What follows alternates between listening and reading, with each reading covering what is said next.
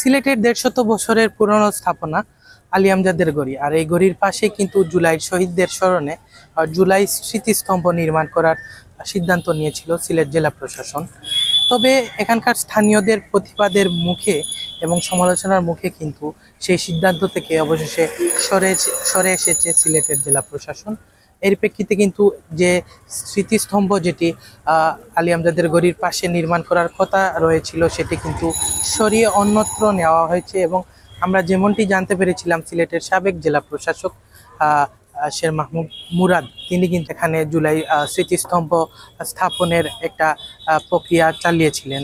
এর পরবর্তীতে তিনি বদলি হওয়ার পরে কিন্তু এখানে সমালোচনা তৈরি হয় এবং বিভিন্ন সংগঠনও কিন্তু প্রতিবাদ জানায়, যার ফলে কিন্তু নতুন যে জেলা প্রশাসক এসেছেন তিনি গত দিনে কিন্তু স্থানীয় এবং এখানকার সাংস্কৃতিক কর্মী সহ যারা আছেন সকলকে নিয়ে এই সিদ্ধান্তটি নিয়েছেন। যার ফলে কিন্তু সিলেটের এই ঐতিহ্যবাহী স্থাপনার থেকে জুলাই শহীদদের যে স্থাপনা সেটি সরিয়ে অন্যত্র নেওয়া হয়েছে। আলী আমজাদের গড়ি এবং কিং ব্রিজ এটি হচ্ছে সিলেটের একটি ঐতিহ্য।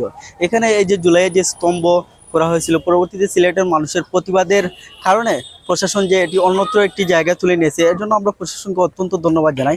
এবং আমরা মনে করি জুলাই এটি আমাদের একটি অস্তিত্বের লড়াই। এই অস্তিত্বকে আমরা টিকিয়ে রাখার জন্য জুলাই যে স্তম্ভ এটি অন্যত্র একটি নির্দিষ্ট জায়গায় সেটি স্থাপন করা হোক। এই কারণে আমরা প্রশাসনের জোর দাবি জানাচ্ছি এটি সুন্দর একটি জায়গায় স্থাপন করা হোক এবং এখান থেকে যে এটি অন্যত্র জায়গায় নেওয়া হয়েছে এর কারণে আমরা প্রশাসনকে অত্যন্ত ধন্যবাদ জানাই।